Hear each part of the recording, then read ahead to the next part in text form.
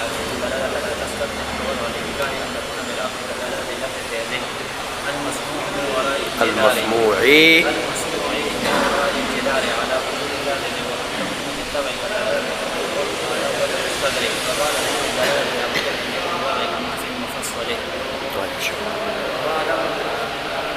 واعلم اس عبارت سے علامہ جامی رحمۃ اللہ علیہ کا غرض ایک سوال کا جواب دینا.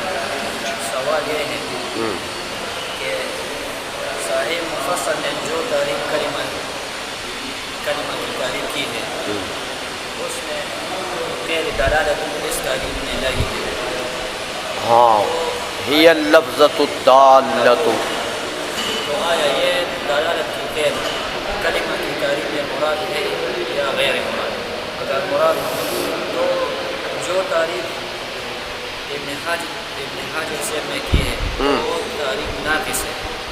ہاں کیونکہ اس میں تو دلالت کا لفظ نہیں ہے.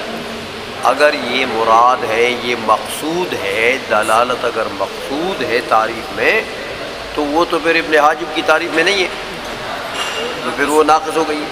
اگر غیر مراد ہے غیر مقصود ہے تو صاحب مفصل نے جو تعریف کی ہے وہ مشتمل ہوا ایک امر زائد پر. ہاں یعنی اس میں لفظ دلالت جو ہے یہ مستدرک ہو گیا.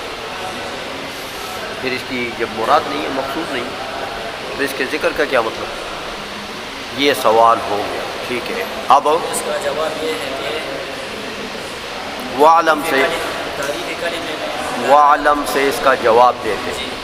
کیا دیتے ہیں؟ ان الوضع يستلزم الدلالة. حاصل جواب یہ ہے ہاں کہ وضع دلالت کا غیر تعریف کلمہ میں مراد ہے اور عدم ذکر دلالت مقصود ہے تعریف کلمہ میں. شق یہ اختیار کرتے ہیں دو شقیں تھیں نا سوال میں تو شق یہ اختیار کرتے ہیں کہ مقصود ہے.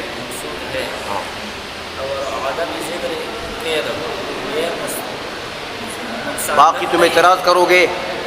کیا اعتراض کرو گے کہ ابن حاجب کی تعریف ناقص ہو گئی ہے. ہاں تو اس کا کیا جواب ہے؟ عدم ذکر اس قید کی یہ نقصان دہ نہیں ہے تعریف کلمہ کے لیے. کیوں؟ اس لیے کہ ان الوضع يستلزم الدلالة. ہاں وضع اگر اس نے قصداً و بالذات دلالت کا ذکر نہ کیا تو اس کے معنی یہ نہیں ہے کہ وہ تعریف ناقص ہے. کیوں؟ کہ اس نے وضع کا ذکر کیا. وضع کا ہاں تو وضع کا ذکر یہ مستلزم ہے کس کو؟ دلالت کو. تو گویا کہ وضع کے ضمن میں دلالت آ گئی ہے تو ابن حاجب کی تعریف ناقص نہیں ہے کیونکہ ضمنی طور پر دلالت موجود ہے. اچھا اس لیے فرمایا کہ ان الوضع یستلزم الدلالۃ. اب استلزام پر دلیل دیتے ہیں کہ وضع ملزوم ہے اور دلالت اس کو لازم ہے. اس پر کیا دلیل ہے؟ بولو. یفہم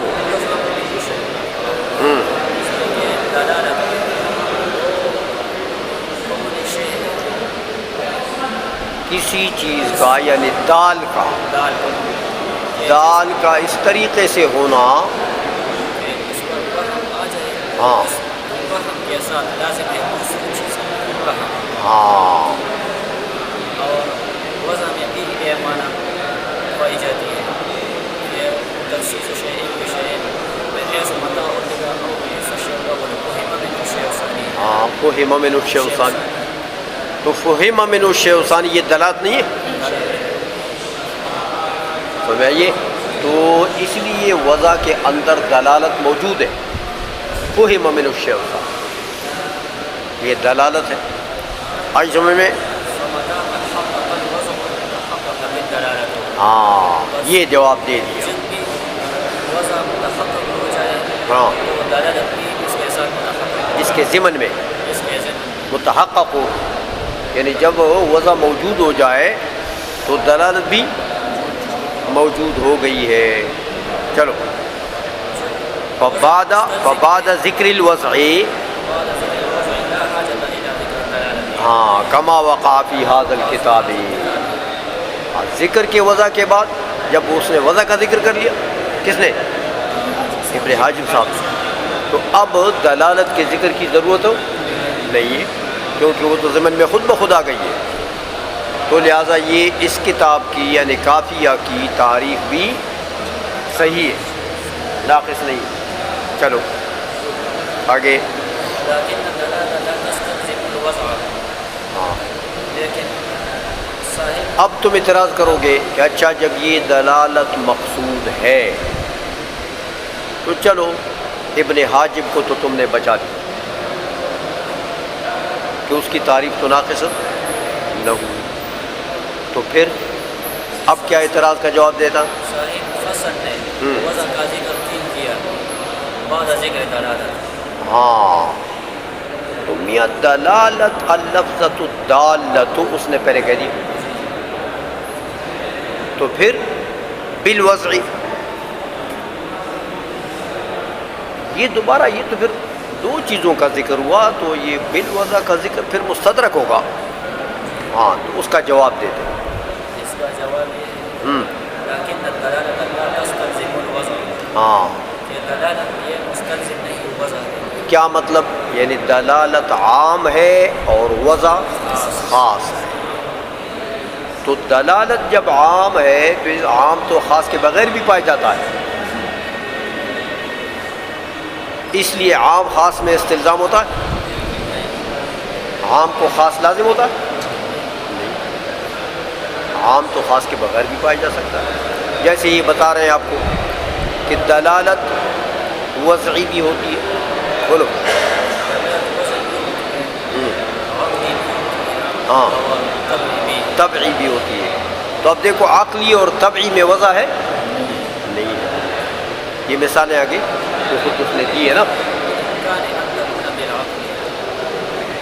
ہاں ممکن ہے کہ دلالت جو ہے وہ عقلی ہو وہاں پر، یا دلالت جو ہے وہ طبعی ہو وہاں پر، تو دلالت تو عام ہے وضع خاص ہے، خاص اور عام کے درمیان میں استلزام نہیں ہوتا، یعنی عام کو خاص لازم نہیں ہوتا، الٹا تو ہوتا ہے، الٹا ہوتا ہے، خاص کو عام لازم ہوتا ہے لیکن عام کو خاص لازم نہیں ہوتا۔ آئی سمجھ میں؟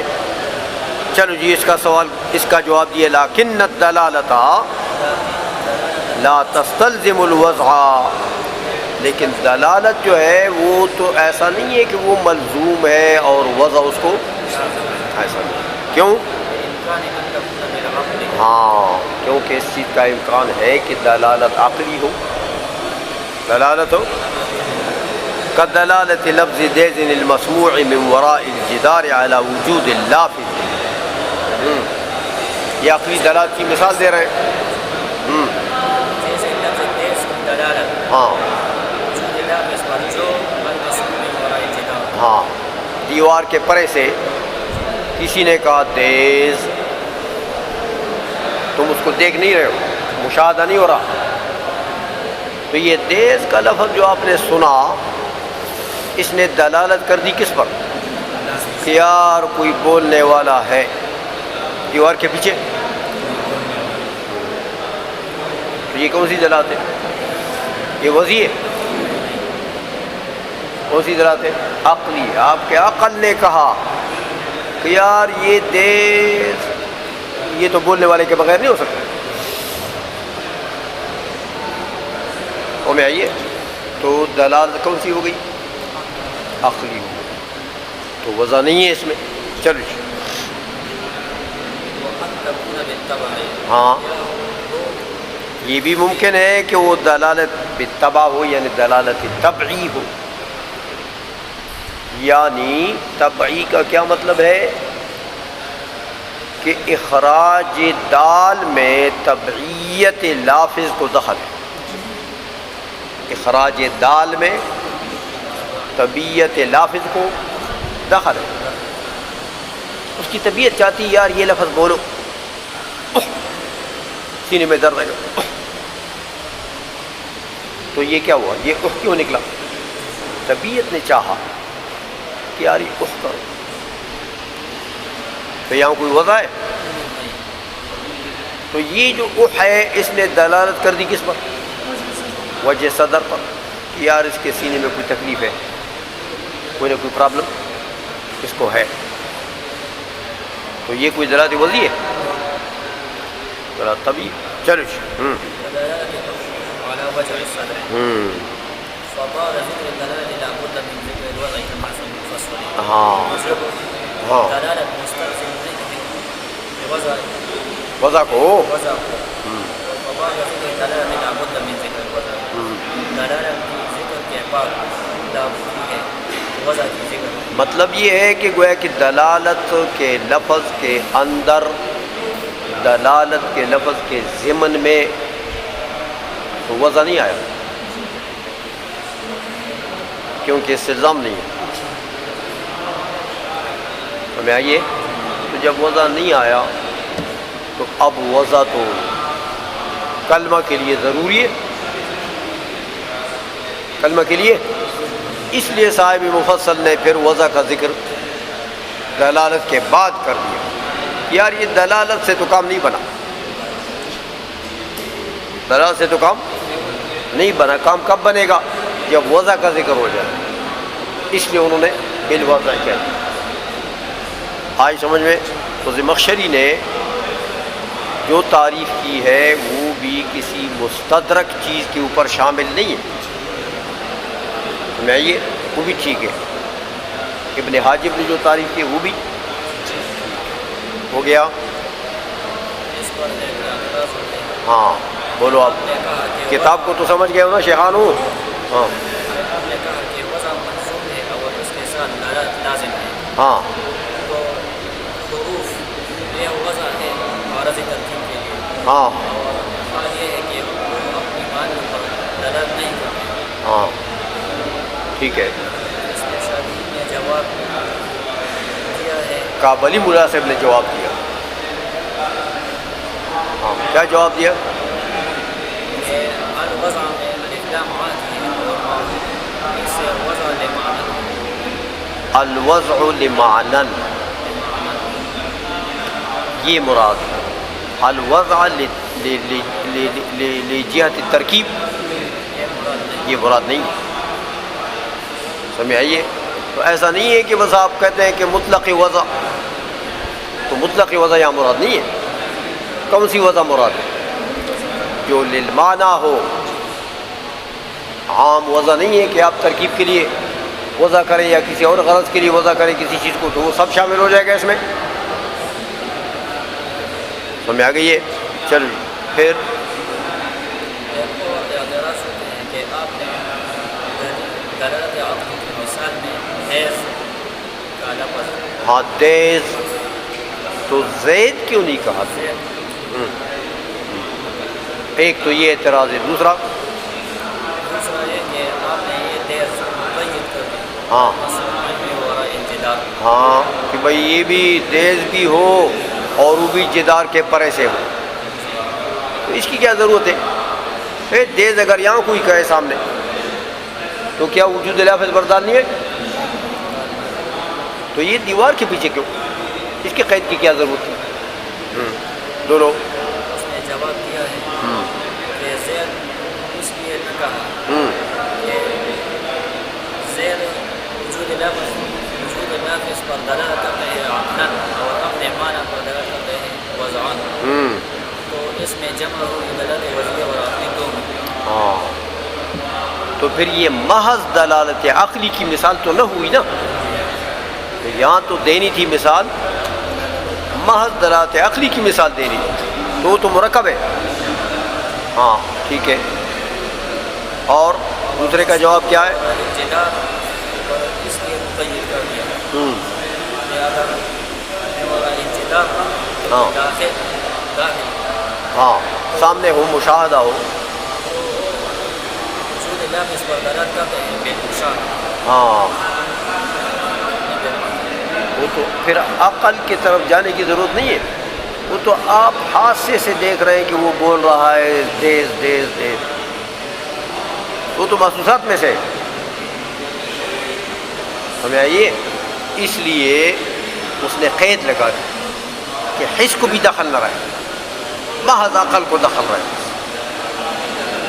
تو محض عقل کو دخل کب رہے گی؟ جب دیوار کے پیچھے سے، تاکہ حادثے کو بھی دخل نہ رہے وہاں. اچھا،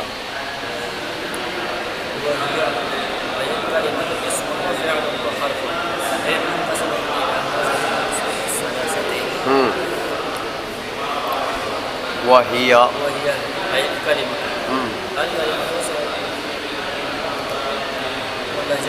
اللہ علیہ نے ایک سوال کا جواب دیا.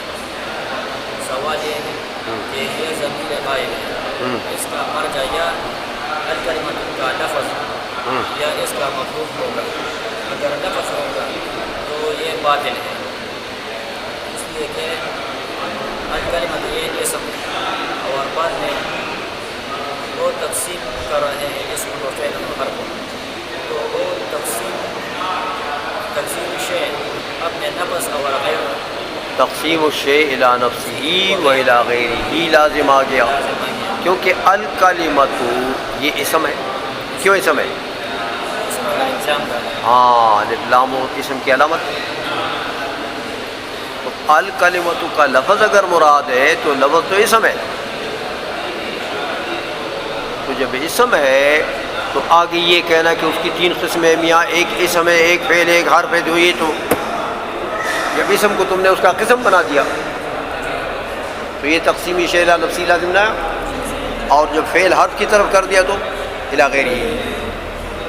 اچھا، پھر اگر مفہوم کی طرف ہاں راجع کرتے ہیں ہاں تو وہ مطابق ہوتے ہیں راجع اور ماجع. مفہوم اس کا کیا ہے؟ لفظ وضع لمعنى مفرد، یہ پورا ملا کے یہ مفہوم ہے کلمے کا، اصطلاحی مفہوم. ہاں، تو یہ کیا ہے؟ ہاں، ایک اعتراض یہ ہے. دوسرا یہ ہے کہ میاں وہ تو مرکب ہے اور یہ ہی ضمیر، ہاں اس کے تو بہت سے اجزاء ہیں. سمجھ آئیے؟ تو مفہوم کے تو بہت سے اجزاء ہیں.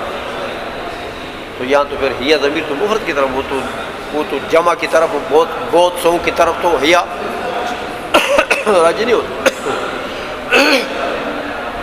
اچھا چلو جی. اس کا جواب یہ ہے کہ میں یہ ضمیر راجع کرتا ہوں لفظ کلمہ کی طرف اور تقسیم کرتا ہوں پر اعتبار مفہوم کلمہ. آج جب یہ استخدام ہے نا، پڑھ چکے ہو کہ ضمیر کو راجع کر دیا تو ایک معنی لے لیا. سمجھ میں آ گئی؟ ہے ذکر کر دیا تو دوسرا معنی لے لیا، یا ضمیر کو راجع کر دیا تو ایک معنی لے لیا. جب حکم لگا دیا تو کسی اور معنی پر لگائی. سمجھ میں آ گئی ہے؟ چلو تو پھر یہ جو ہیا ضمیر کو تم راجع کرتے ہو لفظ کی طرف تو پھر اعتراض ہوتا ہے. بولو.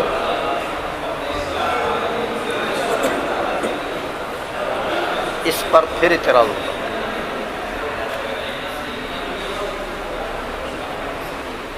قبل نے نہیں کیا تھا، تمہیں نہیں آتا.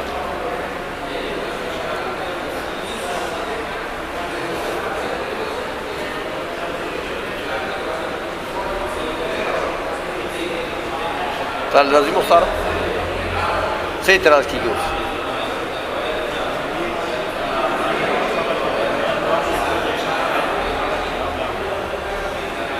وہ تو انہوں نے کیا ہے، وہ الگ سوال ہے.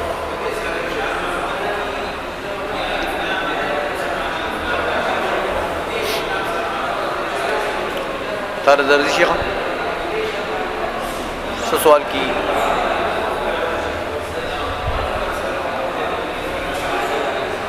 تاسو ویلې د دې هغه معال چې دی د دې سوال، اس سوال کا وہ جو لب لباب ہے وہ تو آپ پڑھ چکے ہیں پہلے، لیکن اب آپ کا ذہن نہیں جا رہا ہے اس کی طرف، کیونکہ ہے تو نکیر کے فقیر، تو نکیر میں ہے نہیں.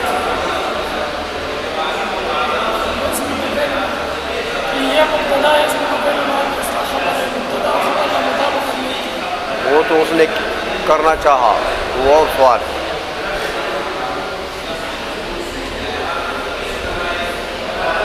سوال یہ ہوتا ہے کہ الکلمتوں میں پہلے آپ پڑھ چکے ہیں کہ یہ تانیث کی ہے، تا تانیث کی ہے، تو ہی ضمیر کیوں راجع کرتے ہو؟ کلمہ کے لفظ کی طرف ہو، جب تم کہتے ہو کلمہ کے لفظ کی طرف ضمیر عائد ہے تو لفظ میں تا تانیث کی ہے۔ یہ ضمیر تو اس وقت راجع کرنا ٹھیک تھا کہ اگر یہ تا تانیث کی ہوتی تو تم خود کہہ چکے ہو کہ وہ تا تانیث کی نہیں ہے الکلمتوں میں، تو پھر یہ ہی ضمیر راجع کرنا ٹھیک ہے جب تا تانیث کی نہیں ہے، تو لفظ مذکر ہو گیا اور تم اس کی طرف راجع کرتے ہو ضمیر ہیا مؤنث والی، تو یہ ارجاء صحیح ہے؟ ہاں، کیا جواب ہے؟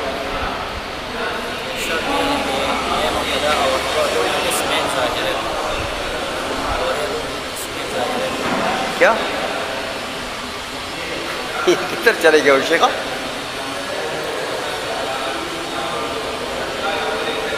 دیکھو خواب میں تو نہیں ہے کہ اور چلے گئے۔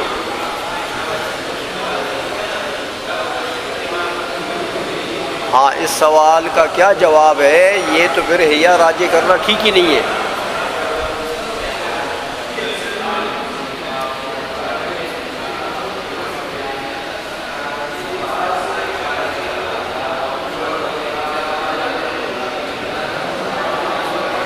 شیخانو دا سوال تاسو ویلے دا جواب ویلے، تو چونکہ دیز ہے کہ اس لکیر والے لکھ لے۔ کیا جواب ہے عمران؟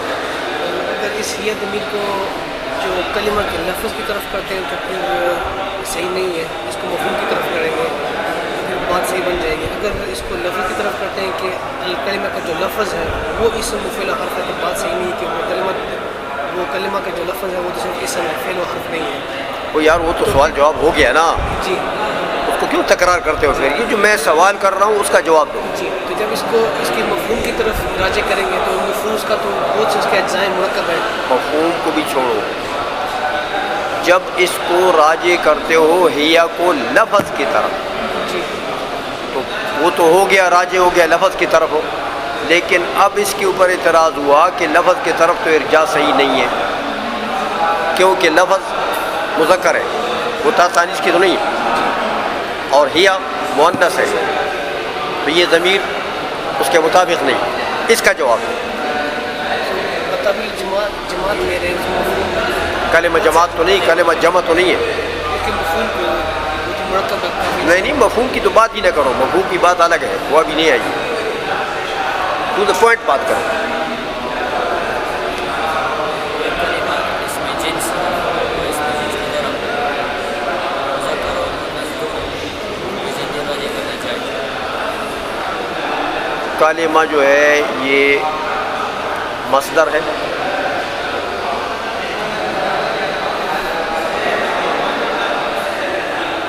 پہلے پڑھ چکے ہو، یہ مصادر میں سے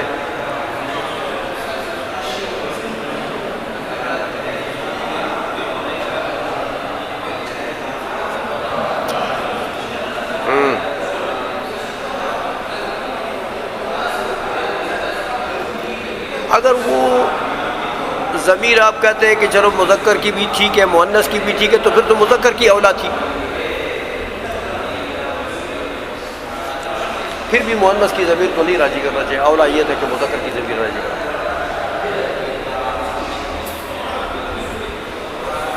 الوقار کیا جواب ہے؟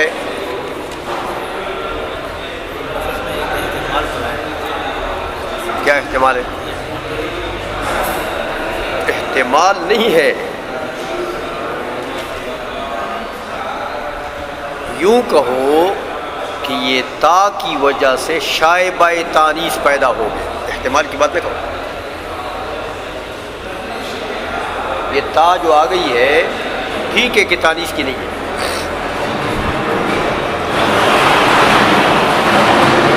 لیکن شائبہ تانیث پیدا ہو جاتا ہے کہ نہیں ہوتا؟ تو لفظ کی طرف ضمیر عائد ہے لیکن لفظ میں شائبہ تانیث ہے، لہٰذا اس کی طرف مؤنث کی ضمیر راجع کرنا بھی ٹھیک ہے۔ ہاں اگر شائبہ تانیث بھی نہ ہوتا تو مذکر ہوتا من کل الوجوہ، تو پھر اس کی طرف مؤنث کی ضمیر راجع کرنا صحیح نہیں تھا۔ ہمیں آئیے چلو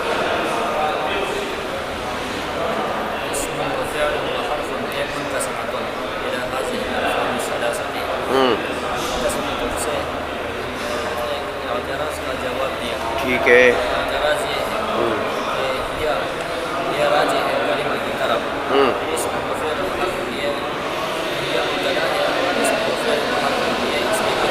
ہاں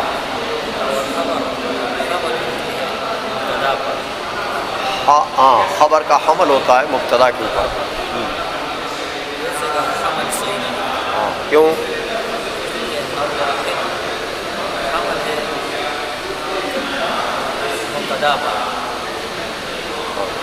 کیا مطلب ہوا؟ ہر واحد کے حمل کا کیا مطلب ہوا؟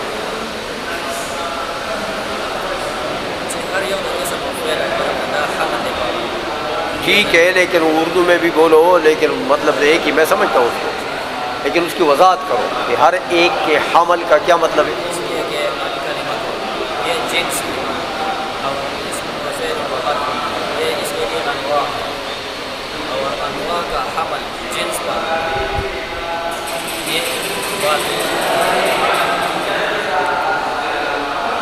ایسا اعتراض نہیں ہے شیخا،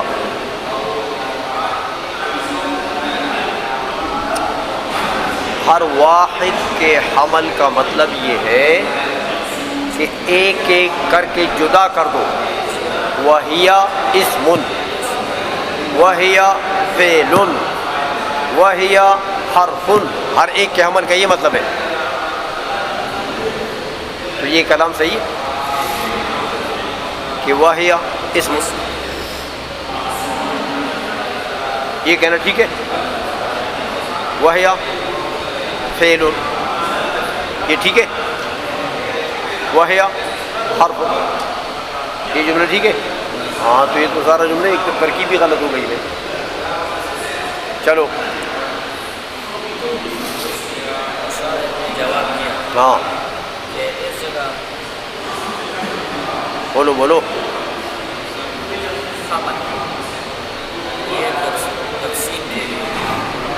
کیا ہے؟ ہاں کیا جواب دیا؟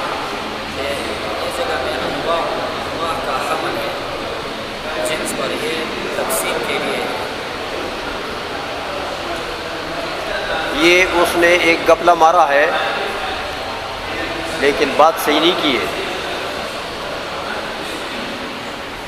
شاعر نے جواب دیا کہ میاں اسم اور فعل اور حرف کا حمل ہی نہیں ہے، کس پر؟ ہی پر، خبر اس کا مقدر ہے۔ ہمیں آ گئی ہے؟ یہ جو تم نے خبر بنا دیا ایک ایک کو، تو کلام کو غلط کر دیا، یہ خبر ہی نہیں ہے۔ خبر کون ہے؟ ہاں منقسمۃ الخبر، اب اس کا حمل صحیح ہے کہ نہیں؟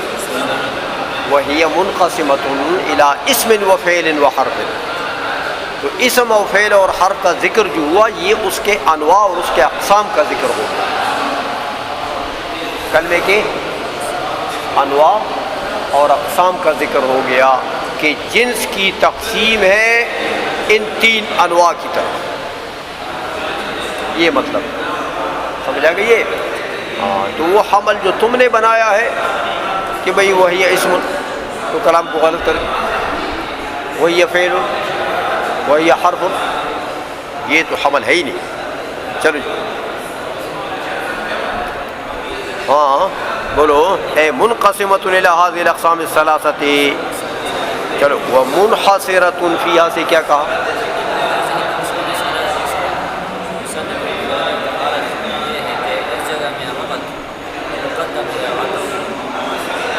ہاں ربط یہ ہوتا ہے کہ معطوف علیہ مجموعہ کا ایک حکم ہے اور عطف یہ ہوتا ہے کہ معطوف علیہ الگ الگ حکم لگ جائے. لگ جائے. جیسے آپ نے کہا نا کہ وہی اسم، تو اسم فعل حرف کا ایک دوسرے کے اوپر عطف ہے نا، اسم و فعل و حرف، تو آپ نے عطف کو مقدم کر دیا. سمجھ آئیے کہ معطوف علیہ کو پہلے ملا دیا کس کے ساتھ؟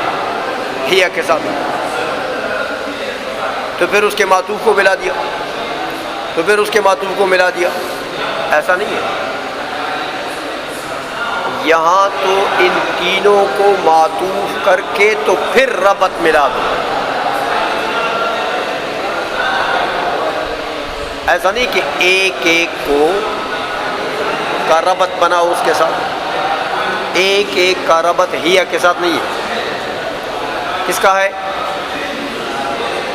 پہلے معطوف علیہ بناؤ، اس کے بعد ربط بناؤ. کون مقدم ہو گیا؟ ربط مقدم ہو گیا کہ عطف مقدم ہو گیا؟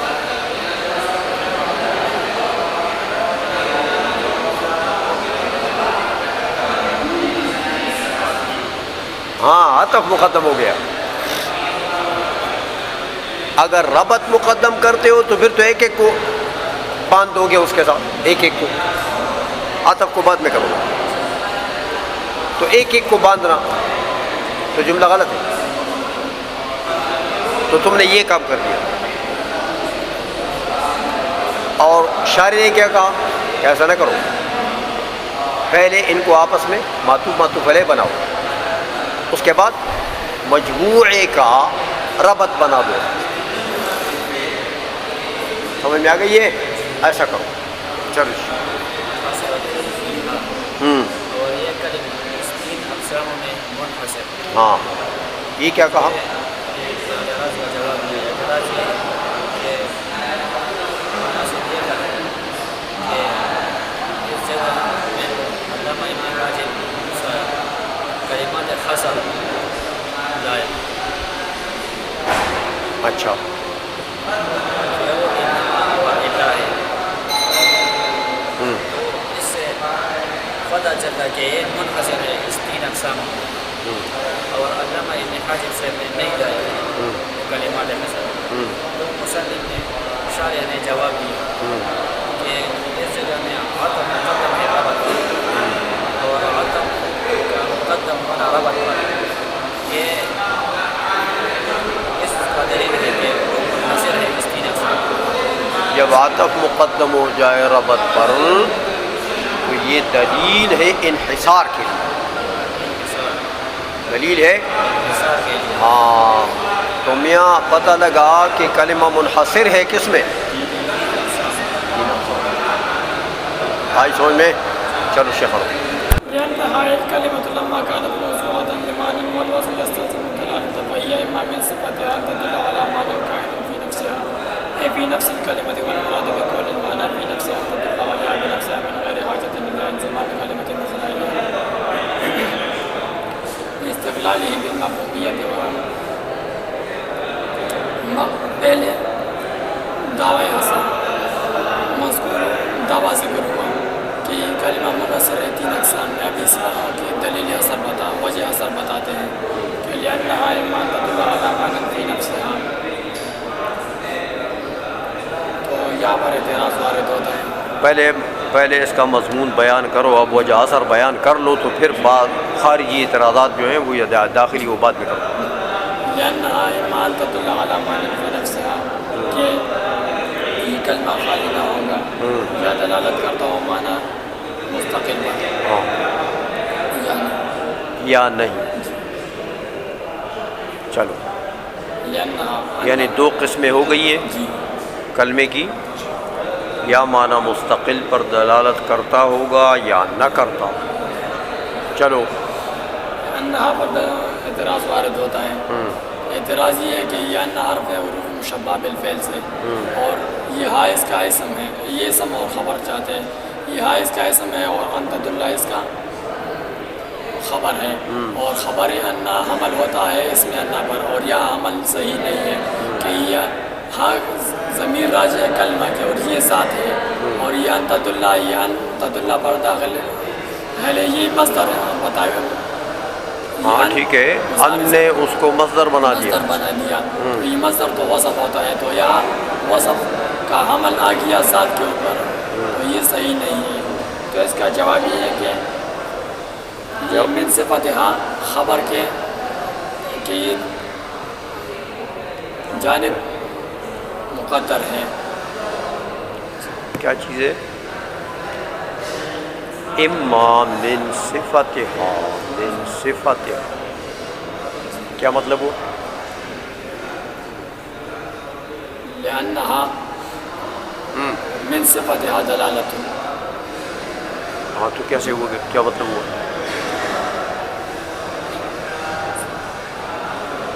جواب کیسے بنا سوال کا؟ کہ یہ مصدر ہے، ٹھیک ہے، مصدر تو وہ ہے، ابھی بھی مصدر ہے،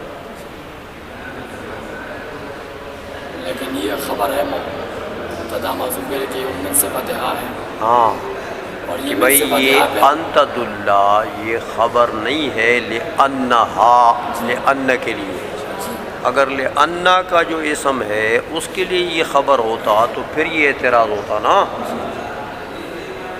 اس کے لیے خبر نہیں، ہاں کیا ہے؟ یہ دلالت مصدر خبر ہے من صفتہا کے لیے، من صفتہا جو کیا ہے؟ پر غز در باندھے اولی راضی رور ہوا ہے پاؤ صلاح باندھے، ہاں من صفتہا کیوں نکالا؟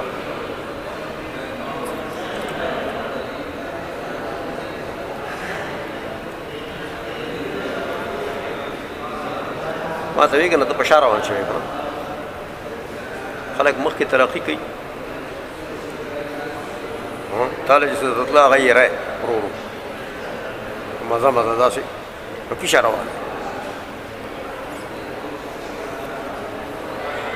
د اوسه سمو مطالعه کو،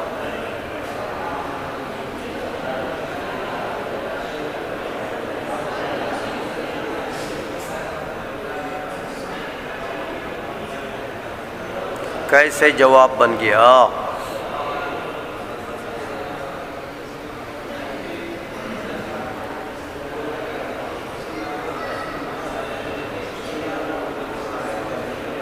من صفتہا معذوف ہے، ٹھیک ہے، وہ نکال دیا، شارع نے نکال دیا، تو کیا ہو گیا؟ جواب کیسے بن گیا؟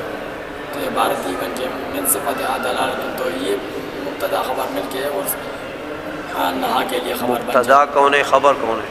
من صفتہا دلالت، ان میں مبتدا کون ہے، خبر کون ہے؟ من صفتہا اور انتد اللہ، اس میں مبتدا کون ہے، خبر کون ہے؟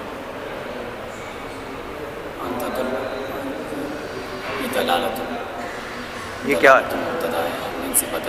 تو یہ تو تم نکرہ بول رہے ہو، تو نکرہ مبتدا بن سکتا ہے؟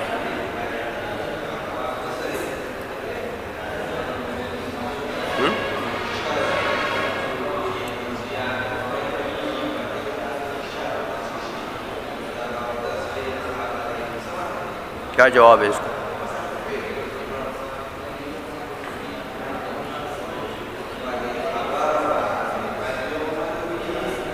بولو بولو جلدی کرو، تو بولا مینا سے جواب دو۔ جواب یہ ہے کہ یہ انتدل یہ خبر نہیں ہے ان کے لیے، بلکہ یہ مبتدا مؤخر ہے، اور اس کا خبر موجود ہے کہ وہ من صفتہا ہے۔ اچھا، تو من صفتہا خبر بن گیا، خبر مؤخر اور انتدل کیا بنا؟ مبتدا مؤخر۔ مبتدا مؤخر، تو انتدل کو ان نے تدل کو دلالت بنا دیا، تو یہ نکرہ ہے کہ معرفہ ہے؟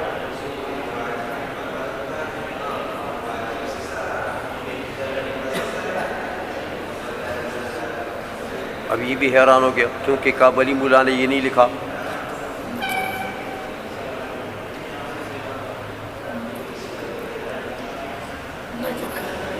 ہاں تو جب نکرہ ہے تو پھر نکرہ مبتدا واقع ہو جائے تو مخصص تقدیم خبر. ہاں نکرہ مخصصہ ہو جائے. پہلا جواب تو یہ ہے کہ اما ان تدل یعنی من صفت حد دلالت تو معرفہ نکالا. جب معرفہ نکالا پھر تو تعویل کی ضرورت ہی نہیں. اور اگر نکرہ نکالتے ہو تو بھی ٹھیک ہے کیونکہ نکرہ جب مخصصہ ہو جائے تقدیم خبر سے تو پھر بھی وہ مبتدا بن سکتا ہے. سمجھ میں آ گئی یہ؟ چلو ٹھیک ہو گیا. آگے یہ انہوں نے جو کہا کہ ایل کلمۃ لانھا ایل کلمۃ یہ تو مرجع نکال لیا نا. لما كانت موضوعۃ لمعنى والوضع يستلزم الدلالۃ یہ عبارت کیوں نکالی ہے؟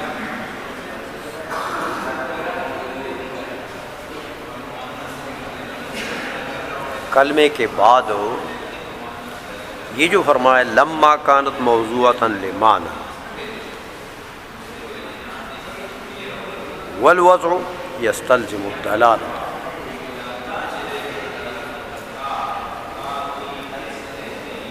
بولو شیخہ.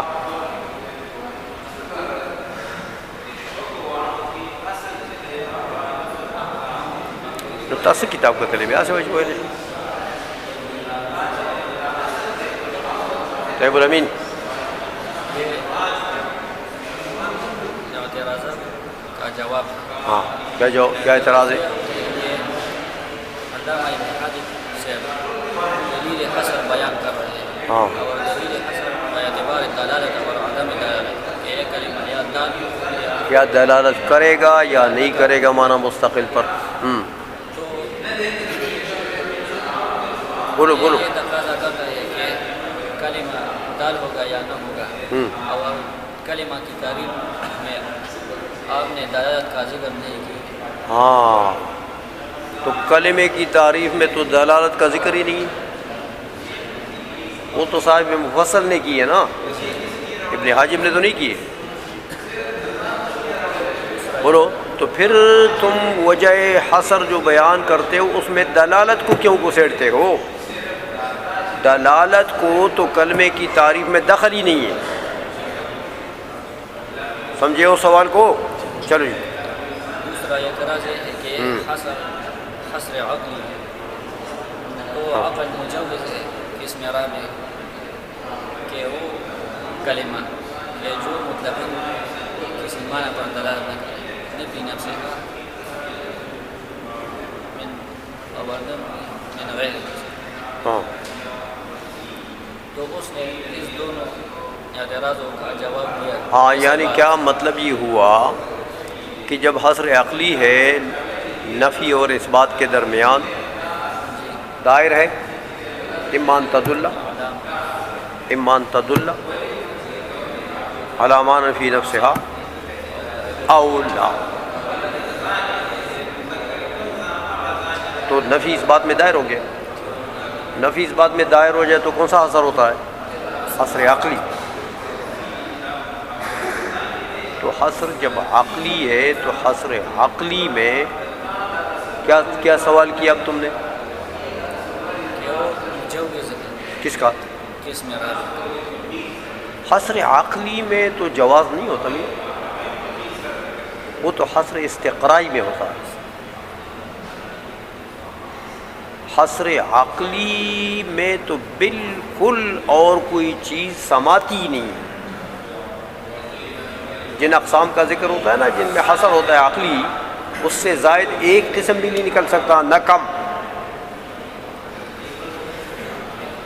وہ حصر استقرائی میں ہوتا ہے کہ بھئی ممکن ہے ایک زیادہ ہو جائے, ممکن ہے ایک کم ہو جائے, تو یہ تو حصر عقلی ہے. پھر عقل تو مجوز نہیں ہے چوتھے قسم کے نکالنے کی، عقل تو مجوز نہیں ہے۔ پھر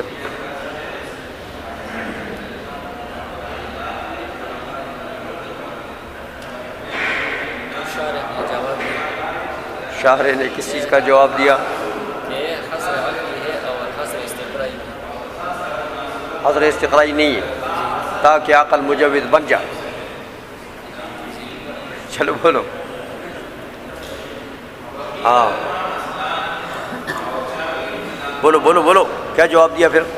لما كانت موضوعة لمعنى، ہاں جب کلمہ وضع ہوا ہے، کلمہ کی تعریف میں یوں جواب دو نا میاں، یار تم لوگ لکیر کے فقیر ہو نا، اخذ نہیں کر سکتے ہو کتاب سے۔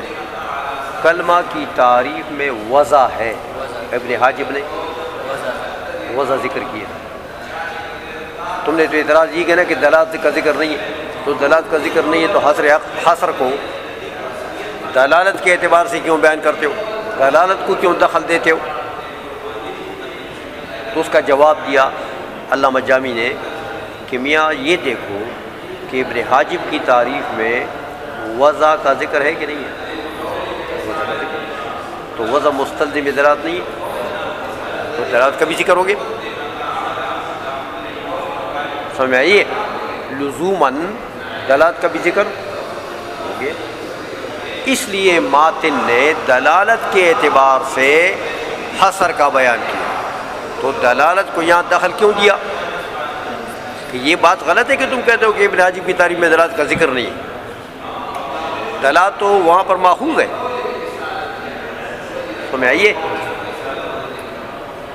چلو آگے، اس لیے کہا کہ لما کانت موضوعاً لمعنن، کلمہ جب وہ اس کی وضع ہے معنی کے لیے تو وضع لمعنن کا ذکر ہے کہ نہیں ہے؟ وضع، ہاں، والوضع یستلزم الدلالت، اور وضع مستلزم ہے کس کو؟ دلالت کو، تو دلالت بھی آ گئی کہ نہیں ہے کلمے کی تعریف میں؟ تو جب دلالت آ گئی ہے تو اب ماتن نے اس لیے آگے ان تدل، وجہ حصر میں دلالت کو دخل دے دیا، سمجھ میں آ گئی ہے؟ ایسا نہیں کہ وہ اس نے اپنے پیٹ سے دلالت نکالی ہے۔ چلو پھر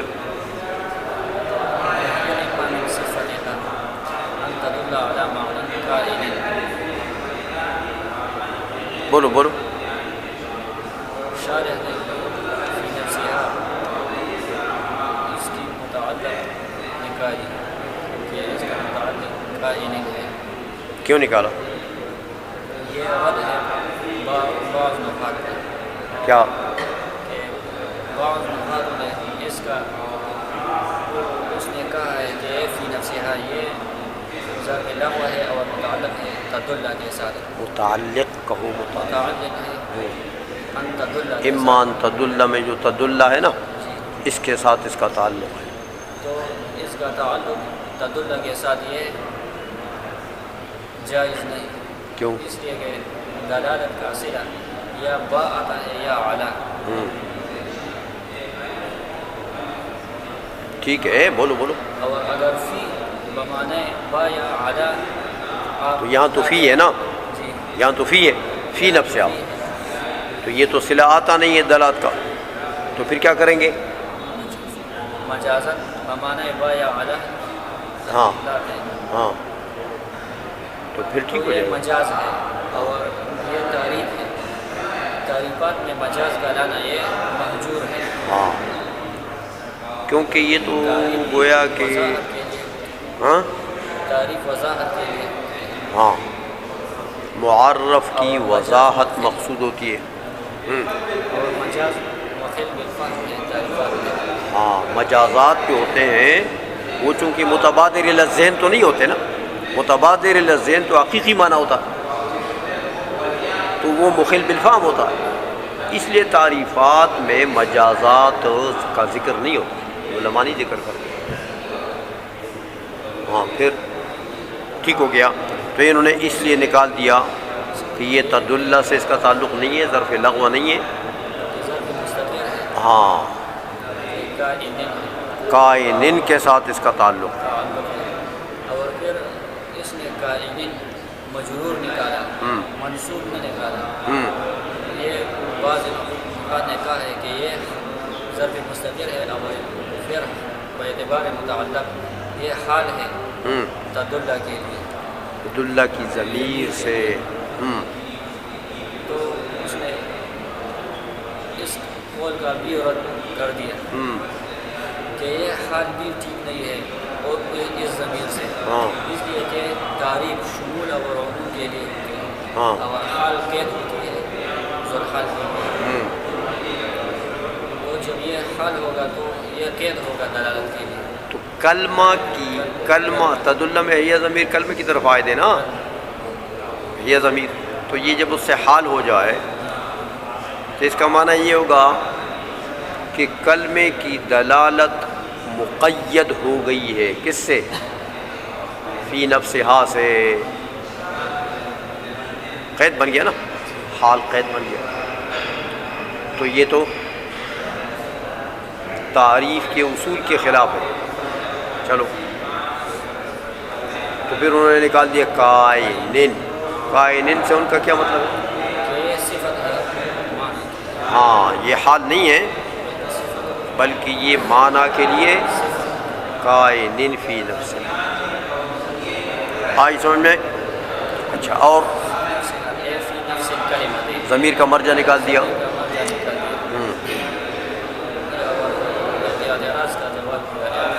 ہاں, یہ ضمیر غائب ہے, اس کا مرجع یا کلمہ ہوگا یا معنی ہے.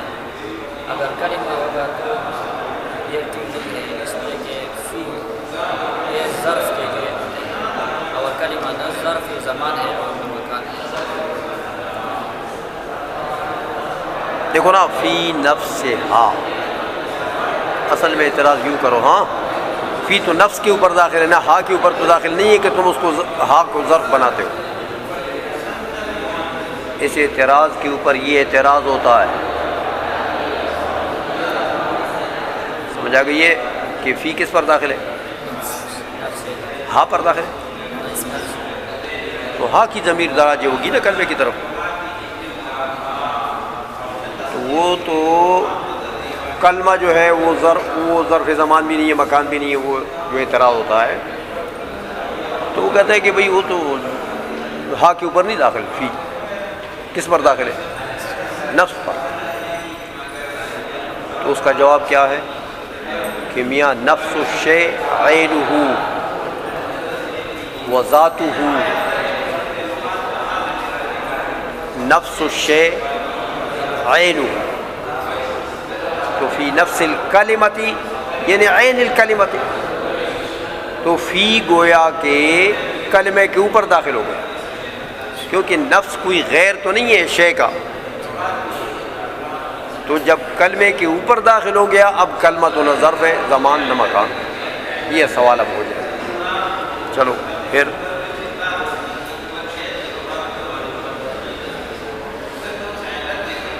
کیا جواب ہے؟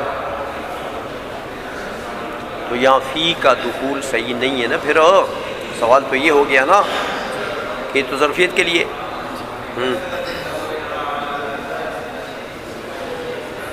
کیا جواب ہے؟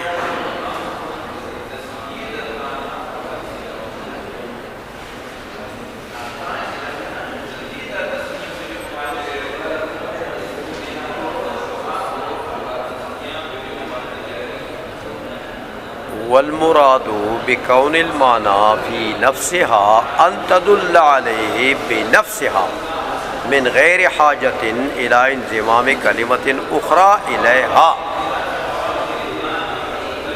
بولو بولو, ابھی بھی نہیں سمجھے ہو؟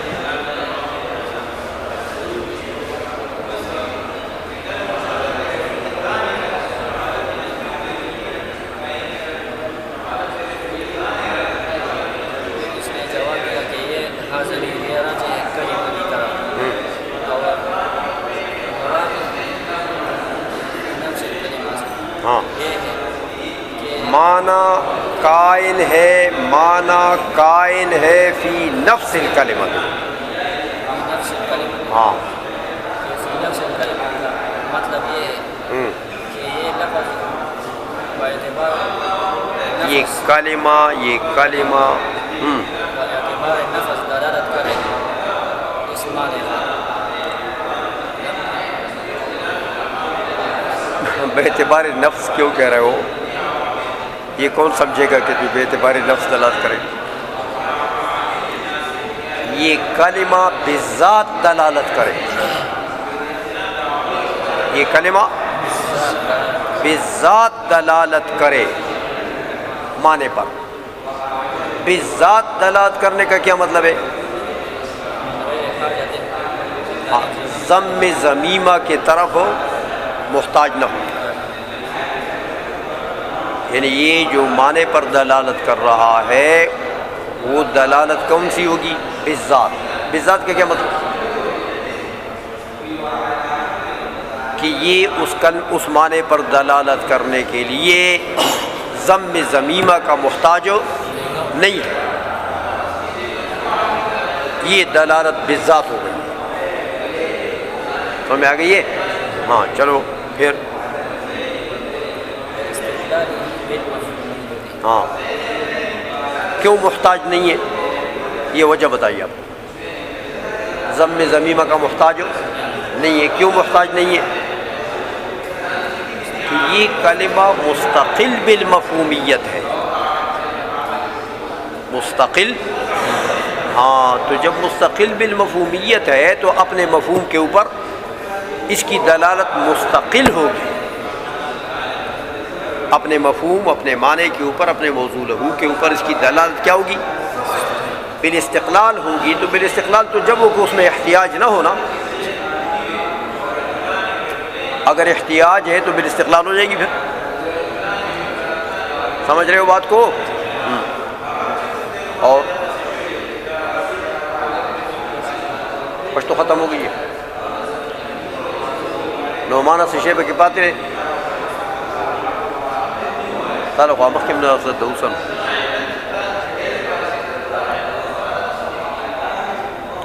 اچھا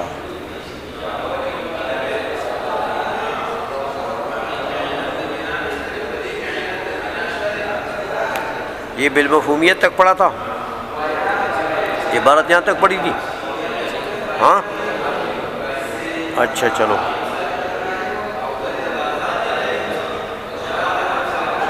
عمران نے کچھ دیکھا ہے؟ کچھ رہے گی بات، سوال جواب بتاؤ۔ میرا ایک سوال جو میں نے نکالا ہے وہ صدری بار کو نکالا ہے۔ کیا کس عبارت سے؟ ومن صفت ہے ان لا تدل علی معرفت۔ ہاں اما من صفت یہاں ان لا تدل، تو ان لا تدل کی تو بات ابھی پڑھی نہیں ہے، او من صفت یا اللہ تدل، یہاں پر تو سبق آج ختم ہو گیا، آگے نہ جائیں، پیچھے اگر کوئی بات رہ گئی تو وہ بتاؤ۔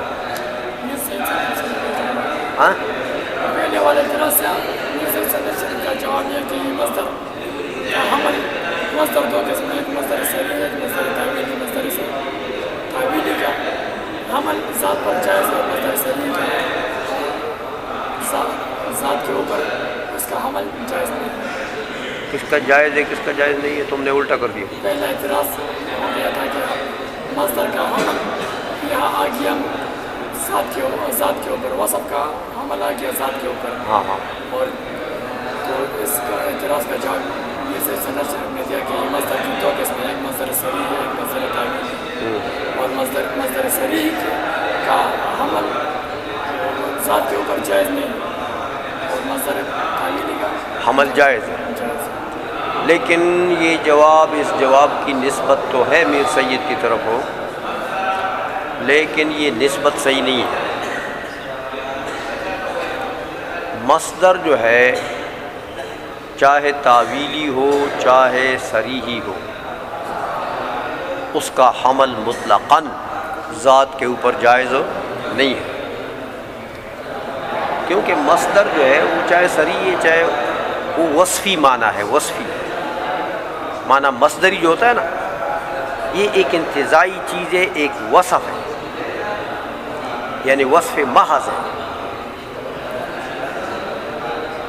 تعویلی کا مطلب یہ نہیں ہے کہ اس میں کوئی ذات آ جاتا ہے، سمجھائیے۔ تو اس لیے یہ جواب جو ہے یہ صحیح جواب نہیں ہے، میر سید کی طرف اس کی نسبت جو ہے وہ ٹھیک نہیں ہے۔ اچھا چلیے،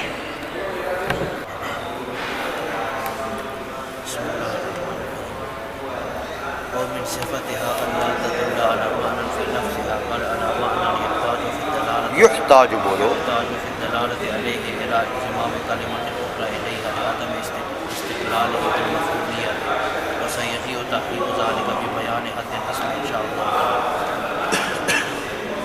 اب یہ پہلے تو انہوں نے کلمے کی جو تقسیم کی ہے اس کی وجہ اثر جاری تھی، تو اب فرماتے ہیں کہ او من صفتها اللہ تدل، اس پر بھی وہی اعتراض ہوتا ہے جو پہلے من صفتها پر ہوا تھا کہ یہ اللہ تدل تو مبتدا مؤخر بن رہے ہیں، اور یہ قوت نکرہ میں ہے، تو مبتدا نکرہ کیسے بن سکتا ہے؟ نہیں، اس کا حمل ہوتا ہے، وہ اس کے اوپر عطف ہے نا، ان تدل کے اوپر، جی تو اما ان تدل لأنہ کے لیے کیا بن رہا تھا، وہی عبارت ساتھ لگ جائے گی نا، تو یہ ان تدل کے اوپر عطف ہے، تو اس کا مطلب وہ لأنہ ساتھ لگ جائے گا، لأنہا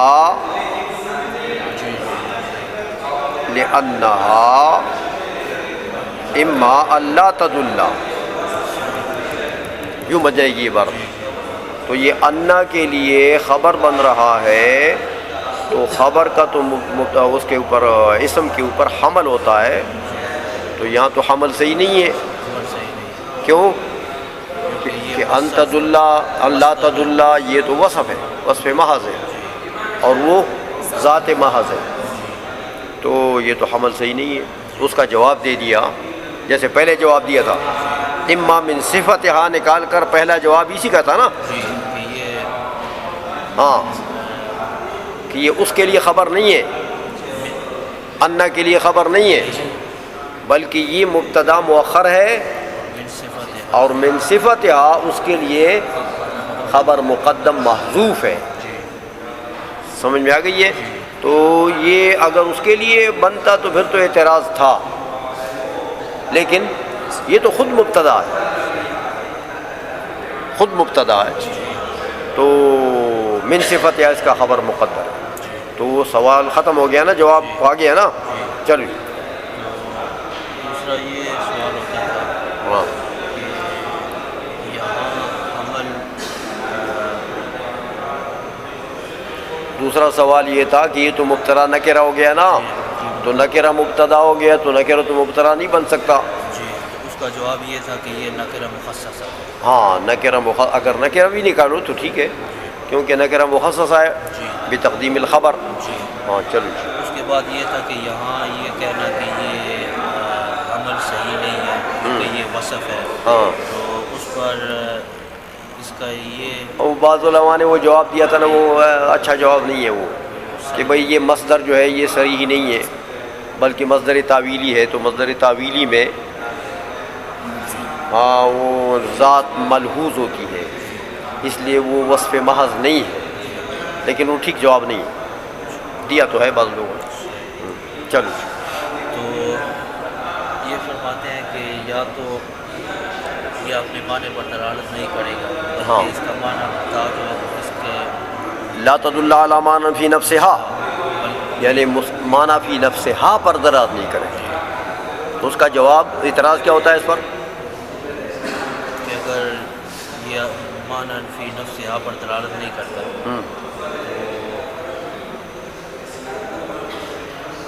اعتراض ہوتا ہے کہ میاں ادھر کہتے ہو کہ لا تدل علی معنی فی نفسہا، علی معنی، فی نفسہا، تو یہ فی نفسہا معنی کے لیے ظرف ہے، فی نفسہا یہ کیا ہے؟ معنی کے لیے ظرف، تو جب یہ معنی کے لیے ظرف ہے تو معنی تو اس میں موجود ہے، معنی تو اس کے نفس میں معنی ہے، تو جب اس کے نفس میں معنی ہے تو اس کے اوپر دلالت کیسے نہیں کرتا ہے؟ یہ صورت کبھی ہو سکتی ہے کہ کسی لفظ کے نفس میں معنی پڑا ہوا ہے اور لفظ وہ اس کے اوپر دلالت نہیں کرتا؟ یہ ہو سکتا ہے؟ نہیں سمجھے ہو؟ ہاں، یہ اعتراض ہوتا ہے یہاں پر کہ معنی اس کے نفس میں ہے، وہ تو میاں معنی اس کے ذات میں ہے، اس کے نفس میں ہے، تو پھر لا تدل کیسے ہو گیا؟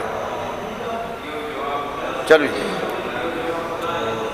اس کا جواب دے رہے ہیں علامہ جامی رحمۃ اللہ علیہ۔ جواب یہ دے رہے ہیں کہ اس کا معنی یعنی محتاج دلالت پر محتاج ہوتا ہے ضم ضمیمہ کا۔ ہاں، اس کا معنی فی نفسہا کا معنی یہ ہے کہ معنی تو پڑا ہوا ہے، اس کی ذات میں پڑا ہوا تو ہے، لیکن یہ کلمہ اس کے اوپر دلالت بدون ضم ضمیمہ نہیں کرتا۔ دلالت اس کے اوپر کب کرے گا؟ یعنی یہ کلمہ اس کے اوپر دلالت کرنے میں مستقل نہیں ہے۔ یہ مطلب نہیں کہ اس کے اوپر دلالت کرتا ہی نہیں بالکل، کیونکہ معنی جب اس کے نفس میں پڑا ہوا ہے تو دلالت کیسے نفی، رأساً دلالت کیسے منتفی ہو جائے گی اس سے؟ سمجھ آ رہے ہو؟ تو کہتے ہیں میاں اس کا یہ مطلب نہیں ہے کہ رأساً دلالت نہیں کرتا، بالکل دلالت نہیں کرتا، یہ مطلب نہیں ہے، بلکہ کون سی دلالت نہیں کرتا؟ دلالت مستقلہ نہیں کرتا، دلالت ہی ہاں، جب ضم ضمیمہ ہو جائے گا تو پھر تو دلالت پھر تو کرے گا، پھر تو دلالت کرے گا۔ اس لیے فرماتے ہیں کہ بل علی معنی یحتاج فی الدلالۃ علیہ الی انضمام کلمۃ اخری الیہ۔ سمجھ آ گئی ہے کہ وہ معنی پر دلالت کرے گا، لیکن اس دلالت میں وہ محتاج ہوگا کس کا؟ ضم کلمۃ اخری کا، کہ وہ دوسرا کلمہ اس کے ہاتھ مل جائے تو پھر دلالت کرے گا اس کے اوپر۔ کہتے ہیں یہ کیوں؟ ہاں، وجہ بتاتے ہیں کہ لعدم استقلالی بالمفہومیت، کہ یہ کلمہ جو ہے نا یہ مستقل بالمفہومیت نہیں، تو جب مستقل بالمفہومیت نہیں ہے تو پھر مستقل بالمفہومیت نہ ہونے کے باوجود مستقلاً دلالت کیسے کرے گا؟ آئی سمجھ میں؟ چل جی، فرماتے ہیں کہ یہ جو انہوں نے کہا استقلال بالمفہومیت، اس کی تحقیق جب اسم کی تعریف ہوگی تو اس میں اس کی مزید تحقیق۔ ہاں، اسم کی تعریف میں استقلال اور عدم استقلال بالدلالت کی باس آ جائے گی۔ اچھا، القسم الثانی وهو ما لا يدل على معنى في نفسها الحرف كمن وإلا فإنهما يحتاجان في الدلالة على معنيهما عن الابتداء والانتهاء إلى كلمة أخرى كالبصرة والكوفة في قولك سرت من البصرة إلى الكوفة، وإنما سمي هذا القسم حرفا لأن الحرف في اللغة الطرف، وهو في طرف أي جانب مقابل للاسم والفعل حيث يقعان عمدة في الكلام وهو لا يقع عمدة كما ستعرف۔ اچھا، اب یہ جو انہوں نے شاعر نے القسم کا لفظ نکالا، اس کی وجہ الثانی کہا نا ماتن نے، ماتن نے الثانی کہا۔ اب اس پر ایک اعتراض ہوتا ہے کہ یہ تو صفت ہے اور اس کا موصوف تو کلمہ ہے، لہٰذا اس کو مؤنث ہونا چاہیے، الثانیہ تو ہونا چاہیے۔ ہاں، اس کے جواب میں شاعر نے القسم کا لفظ نکال دیا، اس موصوف نکال دیا کہ یہ الکلمہ کا موصوف نہیں ہے، یہ القسم کا موصوف ہے۔ ہاں، یعنی یہ صفت ہے القسم کے لیے، الکلمہ کے لیے نہیں، تو موصوف نکال دیا۔ چلو جی، تو دوسری جو قسم ہے اس کی بیان کرتے ہیں کہ یہ وہ ہے ما لا يدل على معنى في نفسه۔ ہاں، یہ جو دوسری قسم ہے نا، جی، او من صفت یا جو نکالا، ہاں، او لا تدل، تو یہ او لا تدل پہلے کیا تھا؟ پہلی قسم امان تدل علی معنی فی نفسها، تو دوسرے او لا تدل علی معنی فی نفسها، تو دوسری قسم کیا ہوئی؟ او لا تدل۔ ہاں، چلو جی، تو اس پر یہ سوال ہوتا ہے کہ اس کو مقدم کرنے کی کیا وجہ ہے؟ ہاں، لا تدل جو ہے میاں یہ تو عدم ہی ہے، لا تدل کیا ہے اور تدل کیا ہے؟ وجودی، تو آدمی کی بحث کو تو وجودی کی بحث پر مقدم نہیں کرنا چاہیے، سمجھ آئیے؟ تو انہوں نے کیا کر دیا، اس کا مقدم ما لا يدل علی ما فی، اس کو مقدم کر دیا۔ ہاں کیا وجہ ہے؟ جواب ہے اس کا جواب یہ دیتا ہے کہ یہ جو قسم ہے یہ بمنزلہ مفرد ہے، ہاں اور دوسری جو پہلی قسم ہے وہ بمنزلہ مرکب ہے، ہاں۔ مفرد مرکب پر مقدم ہوتا ہے، مقدم ہوتا ہے۔ ہاں طبعاً، جی، تو اس لیے وزن بھی وزن بھی مقدم کر دیا۔ وہ مفرد و مرکب کیسے ہیں؟ یہ بمنزل مفرد ہے، وہ بمنزل مرکب ہے، کیوں؟ کیونکہ یہ حرف ہے، یہ ایک قسم ہے بس، حرف، اور وہ دو ہیں، اللہ تدل علی مان ان تدل علی مان فی نفسہ میں تو دو قسمیں آ جاتی ہیں نا، اسم اور فعل دونوں، تو وہ دو چیزیں ہیں، یہ ایک ہے، تو ایک تو دو کے بمنزل جز ہوتا ہے۔ چلو جی، تو آگے انہوں نے کہا کہ اس قسم ثانی جو ہے وہ حرف ہے۔ ہاں اب ماتن نے مثال نہیں دی، تو مسلو کی وضاحت کی ساڑھے مثال ہاں کا من و الا، من اور الہ، اس کی وضاحت کرتے ہیں کہ یہ جو دو من اور الہ ہیں، ہاں۔ یہ ان کے جو اپنے معنی ہیں، مثلا من کا معنی ابتدا ہے اور الہ کا معنی انتہا ہے، ہاں۔ اس پر دلالت کے لیے یہ دونوں محتاج ہیں۔ یہ جو کلام کر رہا ہے نا فإنهما يحتاجان في الدلالة على معنيهما، جی، یہ جو کلام کر رہا ہے یہ کس غرض کے لیے کر رہا ہے؟ کہ یہ حرف کیسے ہے؟ ہاں یعنی وہ جو حرف کے لیے انہوں نے کہا کہ اما لا تدل علی معنی فی نفسها، حرف کے لیے تو یہ ضروری ہے نا کہ وہ معنی فی نفسها پر دلالت نہ کرے، یعنی بغیر زمزمی میں کہ نہ کرے، تو کہتے ہیں یہ من اور الا بھی ایسے ہیں ایسے کہ یہ بھی بغیر زمزمی میں کہ اپنے معنی پر دلالت نہیں، نہیں کرتے ہیں۔ تو من کا معنی کیا ہے؟ ابتدا، ہاں عن الابتداء، اور الا کا معنی کیا ہے؟ انتہا۔ انتہا۔ تو میاں اگر ابتدا کے اوپر من دلالت کرتا ہے تو زمزمی میں کے بغیر کرتا ہے؟ نہیں کرتا۔ من البصرتی، وہ بصرہ اس کے لیے زمزمیمہ ہو گیا۔ الی الکوفۃ، الی اگر انتہا پر دلالت کرتا ہے تو بغیر زمزمی میں کیا کرتا ہے؟ نہیں کرتا ہے۔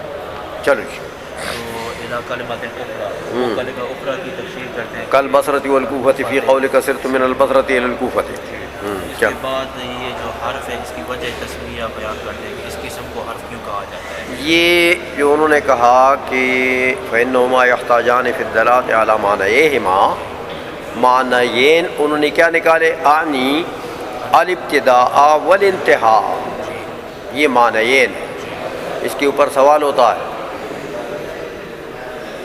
کیا سوال ہوتا ہے؟ کتاب دیکھا کرو نا بھائی۔ سوال یہ ہوتا ہے کہ میاں الابتداء اور الانتہا یہ تو اسمین ہے، اس کے اوپر الف لام داخل نہیں ہے، تو یہ حرفی معنی ہے؟ یہ تو علامت اسم دونوں میں پایا گیا، تو علامت اسم جہاں پایا جائے وہ تو اسم ہوتا ہے، تو یہ حرفی معنی ہے؟ تو جب حرفی معنی ہی نہیں ہے یہ، تو یہ من کا معنی کیسے ہو گیا؟ حرفی معنی ہی نہیں ہے یہ، تو الہ کا معنی کیسے ہو گیا؟ تو یہ من اور الہ کا معنی تو الابتداء اور الانتہا نہیں ہے، یہ تو انہوں نے تفسیر غلط کر دی۔ ہاں کیا جواب ہے؟ الف لام پر عہدی ہے۔ ہاں الف لام یہ بھی ایک جواب ہے، الف لام عہدی ہے، کیا مطلب؟ خاص ابتدا اور خاص انتہا، یعنی خاص ابتدا کیا مطلب؟ یعنی ابتدائی جزئی، مطلق ابتدا نہیں، مطلق ابتدا معنی اسمی ہے، سمجھ آئیے؟ کون سی ابتدا؟ جزئی ابتدا۔ تو جزئی ابتدا جب ہوگی میاں تو وہ تو متعین ہوگی، کسی خاص چیز کی ابتدا ہوگی، جیسے من البصرۃ، یہ جزئی ابتدا ہے۔ من البصرتی، من مردان، من فلان، من فلان، من فلان، یہ سب جزیات ہے کس کے؟ مطلق ابتدا کے. مطلق ابتدا ان کا کلی ہے. تو مطلق تو معنی اسمی ہے، لیکن جزیات کیا ہیں؟ معنی حرفی. سمجھ میں آئیے؟ جزیات کیا ہیں؟ معنی حرفی ہے، کیونکہ وہ غیر مستقل ہے. وہ تو بغیر کی زمزمی میں کہ اس کا پتہ نہیں لگ سکتا کہ جزی ابتدا، خاص ابتدا کون سی پتہ لگتا ہے. ہاں تو متعین کرو گے تو کوئی زمزمی میں لگاؤ تو پھر کام بنے گا. نہیں سمجھ آئی؟ چلو جی. اس کے بعد وجہ تسمیہ بیان کرتے ہیں. حرف کو حرف کیوں کہتے ہیں؟ فرماتے ہیں کہ اس کو حرف اس لیے کہتے ہیں کہ حرف کا جو لغوی معنی ہے وہ طرف ہے. ہاں جیسے عرب کہتے ہیں کہ جلست و حرف الوادی، ہاں، اس کا معنی ہوتا ہے طرف الوادی. اعلیٰ طرف الوادی، جلست اعلیٰ حرف الوادی یعنی اعلیٰ طرف الوادی. ہاں ابھی اس پر سوال ہوتا ہے کہ اس کی کیا مناسبت ہے حرف کے ساتھ. ہاں وہ کہتے ہیں کہ یہ جو قسم ہے یہ بھی ایک جانب میں واقع ہے، یعنی ایک طرف میں واقع ہے. قسم اور فعل دوسری طرف میں اور یہ ایک طرف میں. اس لیے ہاں اس حرف کو گویا کہ حرف اس لیے کہا کہ معنی لغوی اس کے اندر بھی پایا جاتا ہے. معنی لغوی کیا تھا؟ طرف. تو یہ بھی طرف میں ہے، یہ بھی. طرف میں پھر اس کے اوپر اعتراض ہو کہ یہ تو طرف میں نہیں ہوتا. صرف تو من البصرتی تو یہ طرف میں، یہ تو درمیان میں. صرف تو من جو ہے وہ طرف میں آیا، وہ تو درمیان میں آیا. اس کا جواب دیتے ہیں کہ یہ جو طرف مراد طرف مراد، طرف سے کیا مراد ہے؟ کہ اسم اور فعل اے جانب مقابل للاسم والفعل. ہاں طرف سے یہ مطلب ہے. طرف کا یہ مطلب نہیں کہ کلام کے طرف میں آئے گا، بلکہ مطلب ہے کہ عند تقسیم، جب کلمہ کی تقسیم کرتے ہو تو حرف کیا ہے؟ مقابلے میں آیا ہے. کس کا؟ اسم اور فعل کا. تو جو مقابل ہوتا ہے وہ ایک طرف ہوتا ہے نا بھائی، اور اس کا جو مد مقابل ہوتا ہے وہ دوسری طرف ہوتا ہے. ہاں جیسے تمہیں انسان کبڈی میں لگا دینا تو یہ ایک طرف ہے اور یہ دوسری طرف ہے. تو اس طرح جب کلمے کے اقسام کی تقسیم کی تو ایک طرف میں کون ہے؟ اسم اور فعل. دوسری طرف میں کون ہے؟ کیونکہ وہ مستقل بالمفہومیت، اور یہ تو یہ ایک طرف ہو گیا نا، یہ مقابل ہو گیا نا اس کا. کس بات میں؟ عدم استقلال اور استقلال میں. سمجھ میں آ گئی ہے؟ چلو جی. تو اس پر ایک سوال ہوتا ہے کہ پھر اسم اور فعل کو طرف کیوں نہیں کہتے؟ ہاں وہ بھی تو طرف ہے، کیونکہ ایک طرف اگر یہ ہے تو دوسری طرف وہ بھی ہے. اسم اور فعل بھی تو طرف ہے. تو یہ طرف ہی والا معنی جو تم نے کر دیا کہ ایک جانب میں ہو تو وہ دوسری جانب میں اس کا اسم اور فعل ہے نا، تو ان کو بھی طرف کہنا چاہیے. ہاں پھر شاباش.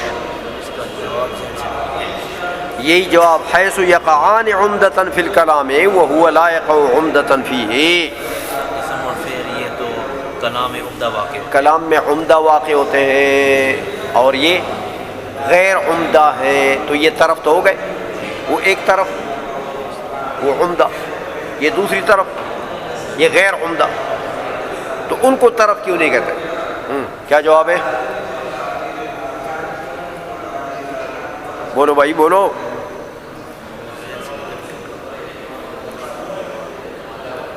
میاں یہ جو طرف کا لفظ ہے نا، طرف کا لفظ یہ اگر ایک طرف پر ہو جائے اور دوسری طرف پر بھی وہی لفظ کا اطلاق ہو تو امتیاز کیسے ہوگا؟ ایک کو بھی طرف کہتے ہو دوسرے کو بھی طرف، ایک کو بھی حرف کہتے ہو دوسرے کو بھی حرف کہتے ہو. سمجھ آئیے؟ تو پھر امتیاز ہو جائے گا. وہ اسم فعل بھی حرف تو یہ بھی حرف. سمجھ میں آئیے؟ یہ تو کلمے کی قسمیں آپس میں مختلف ہو جائیں گی، آپس میں مختلط ہو جائیں گی. ایک جواب اس کا یہ ہے. دوسرا جواب یہ ہے کہ میاں ان کو حرف نہیں کہہ سکتے، اس لیے کہ یہ اصطلاح ہے. کس کا؟ نحویین کا. تو نحویین نے یہ اصطلاح بنا لیا کہ حرف اس کا نام رکھ دیا. تو جب حرف اس کا نام رکھ دیا تو اب ان کا نام اصطلاح میں حرف نہیں رکھا. کیا رکھا؟ اسم اور فعل. اور لا مناقشتہ فی الاصطلاح، اصطلاحات پر اعتراضات نہیں ہوتے. چلو جی. اس پر ایک اور اعتراض یہ ہوتا ہے کہ انہوں نے کہا کہ اسم اور فعل عمدہ فی الکلام ہے. ہاں، عمدہ فی الکلام تو مسند الیہ ہوتا ہے، عمدہ فی الکلام مسند الیہ ہوتا. تو یہاں فعل تو مسند الیہ نہیں واقع ہوتا. ہاں. یہ کیسے عمدہ فی الکلام ہے؟ ہاں، اس کا جواب یہ ہے کہ اس شارح نے اس کو عام کر دیا عمدہ فی الکلام سے، یعنی چاہے مسند ہو یا مسند الیہ. یعنی عمدہ فی الکلام سے مراد یہاں ہے مستقل بالمفہومیت. مستقل پہلے پڑھ چکے ہیں نا آپ کہ وہ مستقل بالمفہومیت ہیں دونوں. سمجھ میں آئیے؟ تو ظاہر بات ہے کہ اب مسند الیہ بنے یا نہ بنے، مسند بنے یا نہ بنے، لیکن مستقل بالمفہومیت تو ہیں وہ دونوں. اور یہ غیر مستقل بالمفہومیت. غیر عمدہ فی الکلام کیا مطلب؟ یہ کلام میں عمدہ نہیں ہے. کیا مطلب؟ غیر مستقل بالمفہومیت. سمجھ میں آئیے؟ اس لیے کلام میں نہ یہ مسند بنتا ہے نہ مسند الیہ. وہ عمدہ فی الکلام کیا مطلب؟ مستقل بالمفہومیت ہے. اس لیے وہ مسند اور مسند الیہ اسم تو دونوں بنتا ہے اور فعل تو ایک تو بنتا ہے، مسند تو بنتا. سمجھ میں آئیے؟ چلو بس چلو. میرے دو سوالات تھے. ہاں بتاؤ. پیچھے من صفتہا اللہ تدلہ کے اوپر باسلی نے ایک اعتراض کیا، اس کا جواب دیا، پھر اس کے اعتراض کے اوپر میرا ایک جواب ہے. میرا ایک اس کے اچھا وہ بتاؤ. تو اس نے کہا ہے کہ من صفتہا پر اعتراض ہوتا ہے کہ یہاں یہ لانا ضروری نہیں تھا، اس لیے کہ اس کا اس لیے اعتراض یوں کیا کہ ان لا تدلہ میں ان مصدر معول ہے، تو اس کو جب مصدر کے معنی میں دلالت کو لے جائیں گے تو لا بھی داخل کریں گے تو لا دلالت ہو جائے گا، تو یہ سلب بسیط ہو جائے گا. جیسے ہم کہتے ہیں کہ زید لا حجر. ہاں تو اسی طرح یہ بھی بات صحیح ہے. پھر من صفت کی ضرورت لانے کی ضرورت نہیں ہے، اس لیے کہ اس نے کہا ہے کہ کلمات. یہ بات ان کی غلط ہے کہ یہ سلب بسیط ہو جائے. جی سلب بسیط نہیں بنتا، جی اس لیے کہ لا تدل الکلمۃ علی معنی فی نفسہا. جی تو یہ کلمے سے دلالت کا سلب ہے. تو یہ ہے سلب ثابت جی کہ کلمہ کی یہ صفت بنے گی عدم دلالت. کلمہ کی صفت دلالت بنے گی یا کلمہ کی صفت عدم دلالت بنے گی. تو یہ تو سلب ثابت ہے، سلب بسیط کہاں ہے؟ اچھا اور بتاؤ. اس نے یہ کہا تھا کہ یہ جو اس نے من صفت ہے یہ لایا ہے، اس لیے لایا ہے تاکہ پیچھے جو کلاموں سے موافق ہو جائے. من صفت ہے ان تدل اور من صفت ہے اللہ تدل.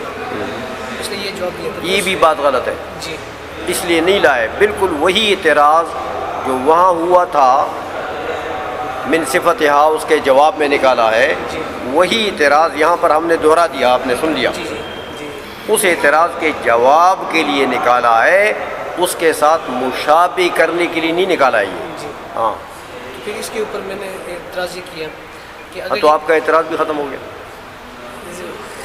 اس کا سوال غلط ہے جی تو اس کے اوپر آپ کا اعتراض بنا ہے نا، جی تو آپ کا اعتراض کدھر رہ گئے؟ اس کے جواب کو رد کرنے کے لیے، ہاں اس کے جواب کو رد کرنے کے لیے اچھا ایک رد آپ بھی کر لیں. چلو ٹھیک. کہ اگر کہتے ہیں کہ یہ من صفتہا صرف مناسبت کے لیے، موافقت کے لیے، ورنہ ضروری نہیں ہے، ہاں تو اس کا مطلب یہ ہو جائے گا کہ کلمہ وہ لا دلالت ہے. تو کلمہ جو لا دلالت ہو تو یعنی کلمہ کی صفت ہے عدم دلالت. یوں کہو لا دلالت نہیں ہے، جی کلمہ کی صفت ہے لا دلالت یعنی عدم دلالت. جی. تو اس میں تو پھر اسم فعل اور حرف تینوں اس قسم میں داخل ہو جائیں گے کیونکہ وہ بھی لا دلالت ہے، کیونکہ وہ دال ہے. نہیں وہ تو بات غلط ہو گئی ہے. جب ہم نے صحیح ترجمہ کر دیا اس کا تو وہ تو سوال نہیں بنا نا، آپ کا بھی غلط ہو گیا، کیونکہ کلمہ جو ہے اس کی صفت ہے عدم دلالت، جی یا اس کی صفت ہے دلالت، جی یوں عبارت بنی۔ اب اس کے اوپر کیا سوال ہوگا؟ اس کی صفت ہے دلالت یا اس کی صفت ہے عدم دلالت؟ اگر یہ من صفت ہاں نہ نکالیں پھر صفت نہ بنائیں اس کو۔ نہیں، نبی نکالیں تو معنی تو یہی ہے کہ لا تدل، یہ کلمے کی صفت بنے گی نا، من صفت نہ نکالو۔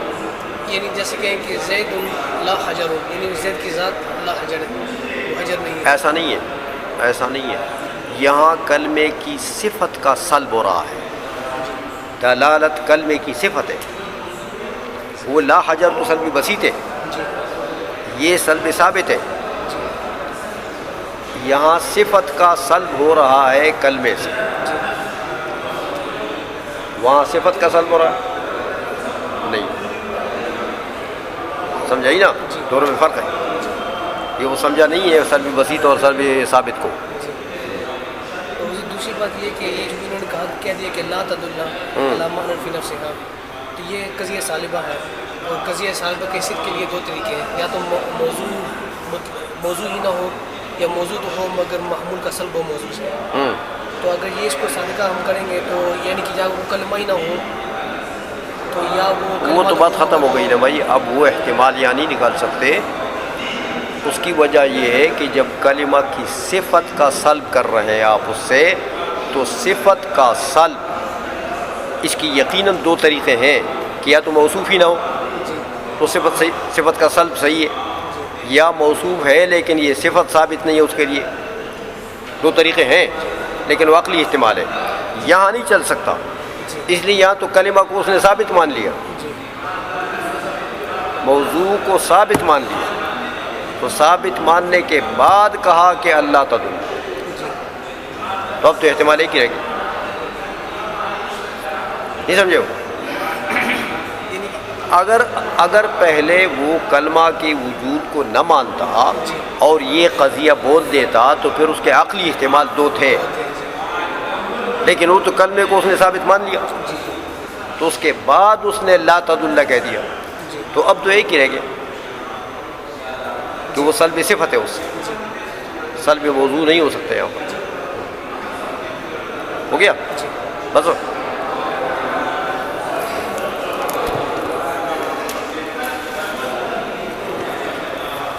لے بھائی حسامی